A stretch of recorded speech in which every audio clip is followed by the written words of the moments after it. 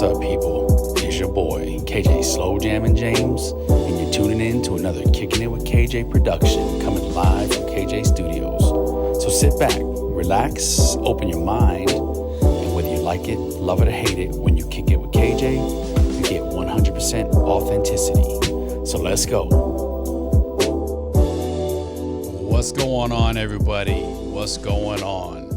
Welcome to another PTSD and Me, episode 2. Here's to those who suffer in silence, understand the frustration of everything bothering them, and for those who give their all to others, what heals me often ends up being the weapon that wounds me. But we're moving on from that, and we want all healing. I want to take a moment to thank everyone who listened and provided some perspective and feedback during my last podcast, because this is how we collectively grow together, by sharing thoughts, and hopefully, just maybe, the snowball effect will happen, and slowly those who can relate come together and invest in one another. Thank you to all of you, sincerely from the bottom of my heart. A big shout out to Staff Sergeant Banks, maybe soon to be, well, we won't go there, but you validated my point that I made during my last podcast, and I honestly don't know if I can blame you for your behavior, but I definitely cannot give you kudos for common sense and maturity or being accountable for your actions. But we'll touch on this a little bit more later, because I think there's more to the story. I want to start by saying that my perspective is not exclusive or even applicable to everyone that may fit the glove. There's always the anomalies, like LeBron James going from high school straight to the NBA and being considered the GOAT. By the way, he is not. This is the moment in time where we have that OJ moment. And what will happen when folks pretend the glove doesn't fit? You remember the nonverbals you saw when he couldn't get that glove on, but you were like, really? I don't know. There's still a lot of speculation.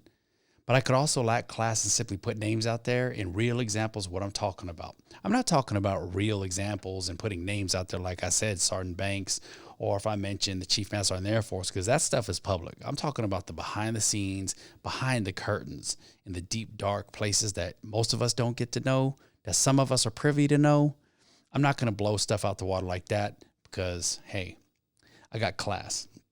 But literally within a week of my last podcast, my point about social media and not knowing how it helps or hurts, what's right or wrong, literally was validated when Sergeant Banks challenged the current Chief Master Sergeant in the Air Force on social media. Is it Bass or is it Bass? Mighty bold, mighty bold. But now I'm sure he knows the difference between the two.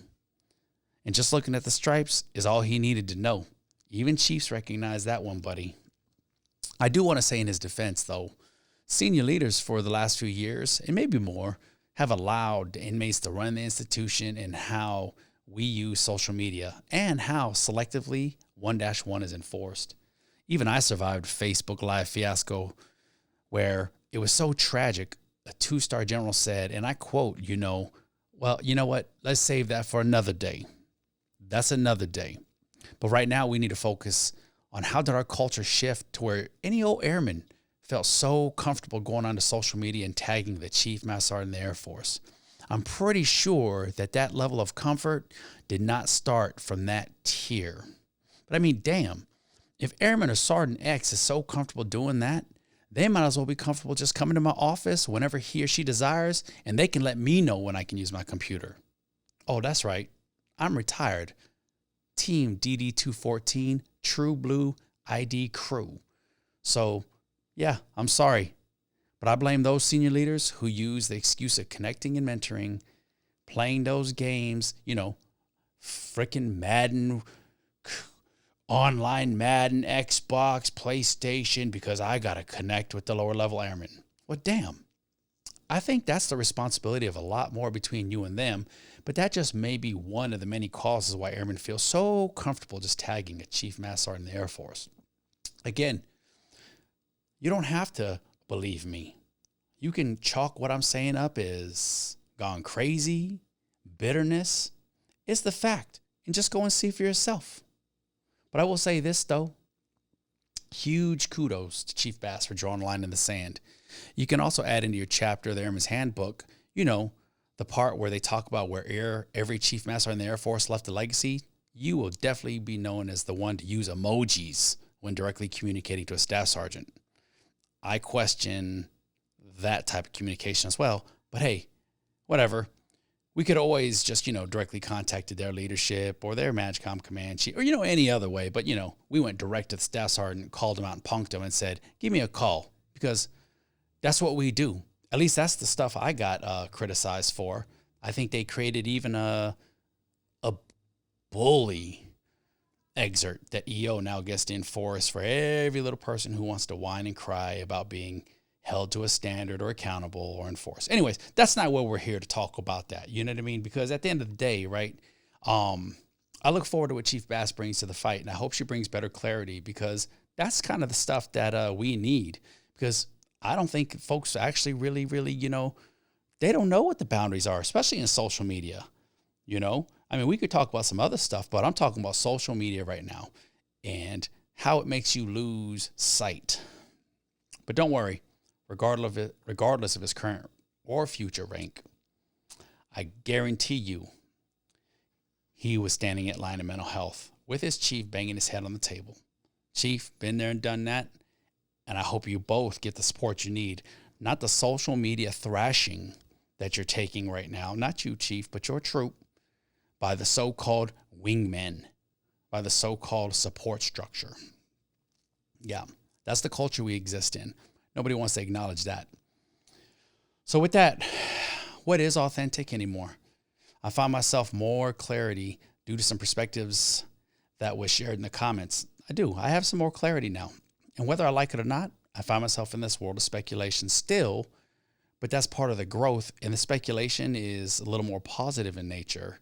And some things stood out, and I appreciate those who took time to listen and comment and have some dialogue with me. One of them was, we're all doing our best, and I agree 100%. I do believe that many of us are doing our best to cope with the things we have going on inside our minds, the struggles, the internal things, the invisible wounds, to find a true north again. The conflict that I find, which goes back to how I started out this podcast, is what is the true north?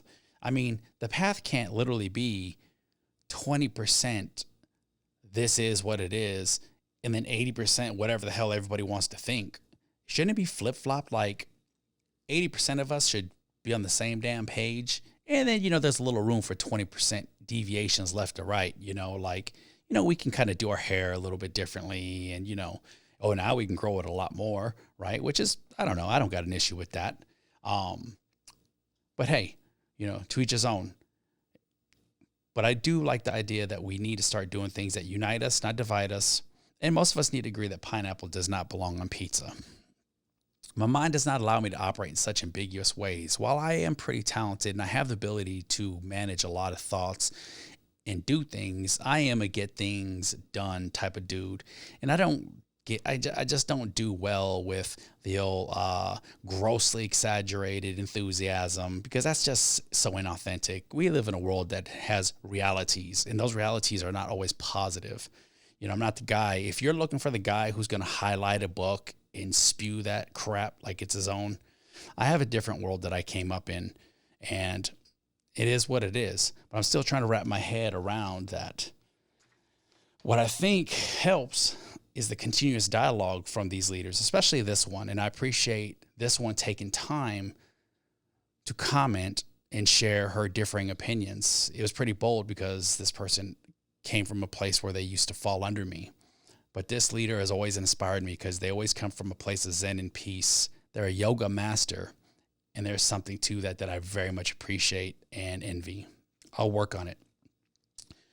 The other one was people in leadership positions misleading people. And in all places, a combat zone? Really? This one hit home, because I've been to combat zones several times. And it touched on the area of we're all doing our best. And I wanted to make sure there was some clarity between we're all doing our best to cope with our internal struggles versus doing our best is not good enough sometimes. And that just don't cut it for me. I heard a leader say one time, yeah, I'm doing my best, but what if your best isn't good enough? You need to do the institution's best, or what your leader's standards best are. And when you're talking about guiding and mentoring and developing young soldiers to go to combat, especially where that's where the rubber hits the road and PTSD is growing out of there like weeds in concrete, doing your best is not good enough, especially when lives are at stake And this is where the stripes and experience, where they align, matter. To clarify, I'm not saying you need to wear rank forever, but there is a time and grade requirement for a reason. At least I'd like to believe it was saying you need to wear this rank long enough to actually be able to have some experience to move forward. And what blows my mind is one of the hardest transitions in the Air Force promotion system is from airman to NCO, but the time and grade requirement is 6 freaking months. 6 months? And that's the hardest transition. But the NCO transitions are on average of 2 years to be eligible. That's just too quick in my opinion, especially those first-time promotees who are book-smart nerds. Like, give me a break. Like, anyone can read a book and say, this is how you do it. But when you actually have to do it, it's not the same. And you got to do it continuously and consistently and practice and practice and practice. I'm sorry, that's not to offend any of you fast burners, but ironically, that's who the Air Force years ago decided they wanted to move up the chain fastest. I saw that when they changed the requirement for Senior NCO Academy, saying anybody beyond 18 years can't go in residence. I'm glad Chief Wright changed that. And then they just recently changed about a year ago the command chief requirement, where like it's now, you might as well be a lame duck. You're never going to progress forward.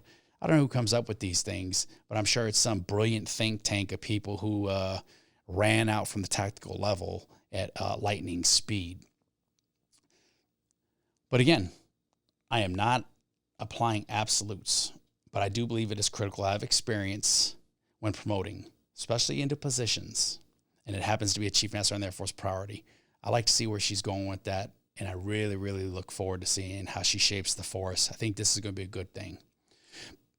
I'd also like to understand the definition of experience based on everybody out there. Because if everybody's a leader, nobody's a leader. And I'm going to tell you what, I see a lot of people on social media nowadays sharing their perspective, and a handful take it as the gospel. A lot of it give it a lot of likes, but I don't know what narrative they're catering to, and some of it is questionable. But I do agree, everybody's trying to do their best to share perspective. But at the end of the day, what perspective is right? And that goes back to finding one's authentic self and what's right. I am open to dialogue, especially in where I came up. What I saw, tribalism is what mattered most. And it wasn't just in the stripes, it was in the strategic level positions.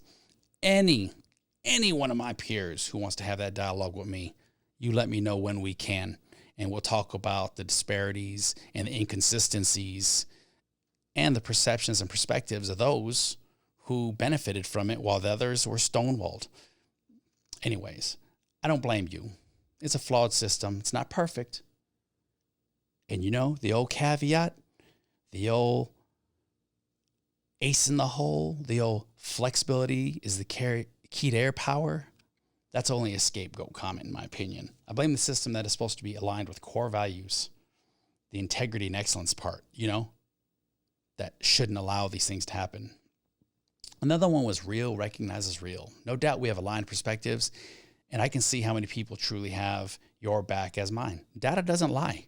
Most out there are full of crap and only keep you near because you have value to them when they need you, and off-the-shelf capability, and they'll often have all the excuses in the world why they can't reciprocate. And you'll shake your head because you are who you are.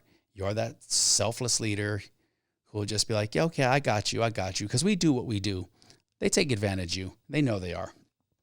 Best podcast yet. I loved it because it was from someone that I'm very close to and I have a lot of respect for. It hits home because I hold them in high regard and I consider them family.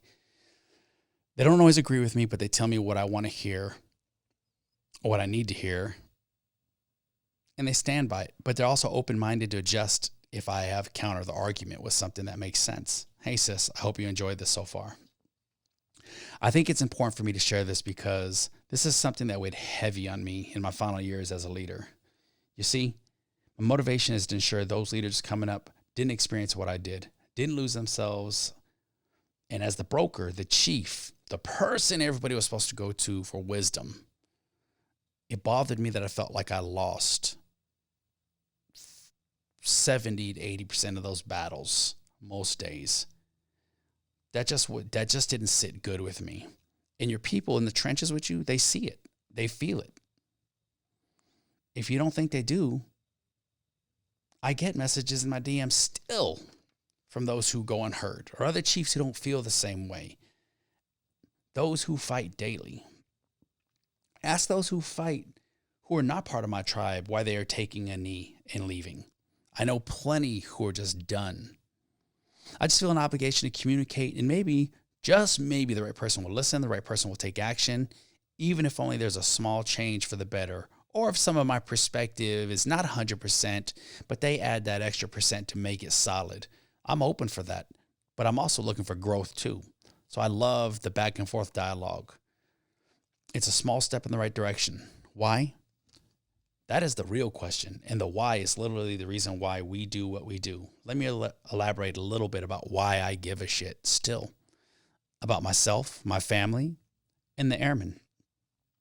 I once wrote a paper at the time, the statistic was 80% of military dependents joined the military. Ask anyone who you served with and see if they come from generations of family who served before them, after them, even at the same time.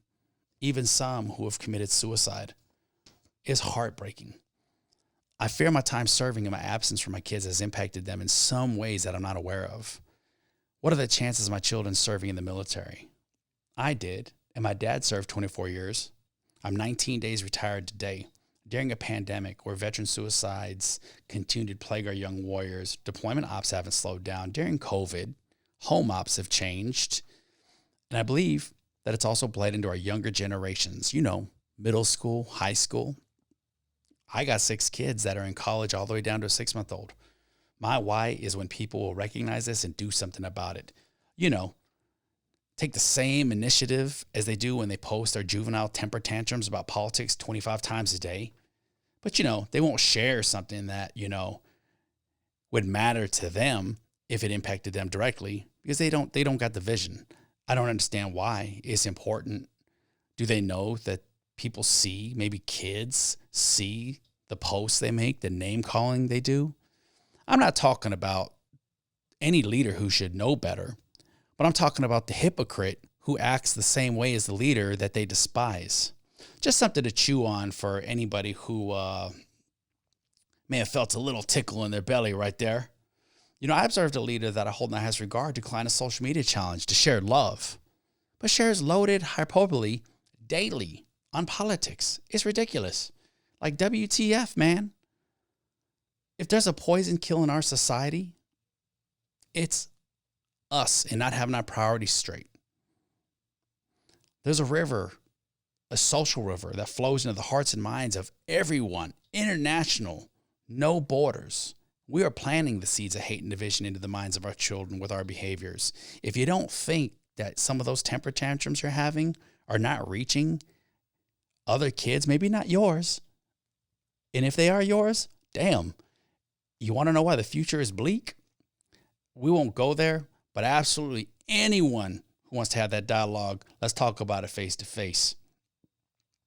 Because we're planting the seeds of hate and division into the minds of our children with our behaviors.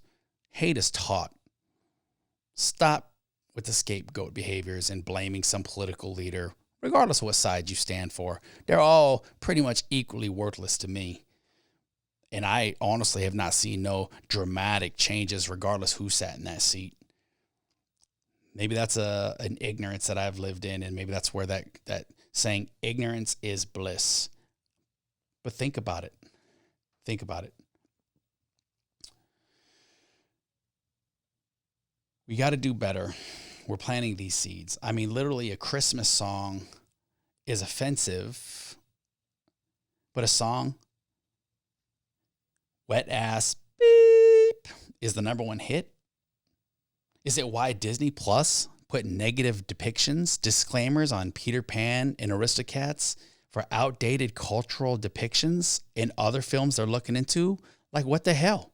Is it racist or not? Is it appropriate or not? If it is, get rid of it. If it's not, then why the disclaimers? Because Disney Plus, who's supposed to be, an audience for all, and Disney is, I love Disney, who doesn't like Mickey Mouse, right? Someone give me some clarity on that one. Someone reach out and give me some clarity on that. Like, are we trying to cater to an entire audience? Like, I'm just curious. If you have to put the disclaimer there, why? Like, it either is or it is not. And if it's bad and it's unhealthy, then get rid of it. Like those who supported getting rid of the statues that are a bad chapter of our history. Hey, I'm just saying, let's be consistent, right? And stop creating ambiguity. But back to my point, what is right, what is wrong, and what is authentic anymore? It's laughable now. And guess who contributes to this world of not knowing how to treat one another? You. Yep, you. For those close to me or on my social media, let me know if I should send a snapshot of your posts if you're wondering I'm talking about you. But I shouldn't have to. You know who you are. And it's not an attack on you, because I promise you I'll break bread, hang out with you, do anything with you any day of the week. I'm actually being honest about what I see, and you can do what you want with it. More than likely, you won't do anything regardless how it impacts anybody. Well, folks, I hope you've enjoyed another PTSD and Me moment, and maybe you got a few things out of this. One of them might be, dang, KJ is messed up. Maybe it's, maybe I should be a little more self-aware. Some have already acknowledged it, but they don't change it. So that's one of those things like, you keep doing something wrong and you say sorry. Sorry pretty soon just becomes like worthless because you're not genuine about it. And oh, hey, doesn't that tie into authenticity, what we're talking about? What would my kids approve of my post? Would they? If my kids saw what I wrote, or if, you get that old fancy 6 years ago, you posted that crap. I got to tell you, some of the things that I got when I was younger, I was like, oh my gosh, like, how do I delete this forever? And lastly, hey, I don't know, maybe we all suffer from PTSD, and we're all coping in the ways we know how. And the sooner we realize it and help one another, we'll all heal. The problem is I'm curious how many people take offense, how many people actually want to help, how many people want to acknowledge their shortcomings. I got lots of them, but I'm bringing it to the table on a public forum for self-healing. Maybe someone needs to hear it. I don't know, but we can do this together, united, not divided. And this is where I believe those who engage with an open mind are truly doing their best for themselves and others, and genuinely want to see healing. Healing. The things they say they care about. Yet, well, yeah, we care about healing. Let's see who's really about it. Less hua, more doa. This is my journey to self-healing, and I hope you stick around because I'm filled with love, and I hope that these just turn into something other than the things that are on my mind, but I've got to get it out of my system, and I've got to have dialogue, because if I just do it on my own, I won't get nowhere. I'll be just as lost. I've been using Band-Aids for too many years when stitches were needed, and self-care is not something I've done well. I'm trying, and I'm asking for your help. I appreciate you listening, and I know there's someone else out there who needs to hear it. If you know someone, share it. Don't just listen to this and move on. Share this. Share this on the groups. Share this where you think someone needs to hear it. Do something. Be an advocate for action. I hope you stay blessed, and please love one another. Take care.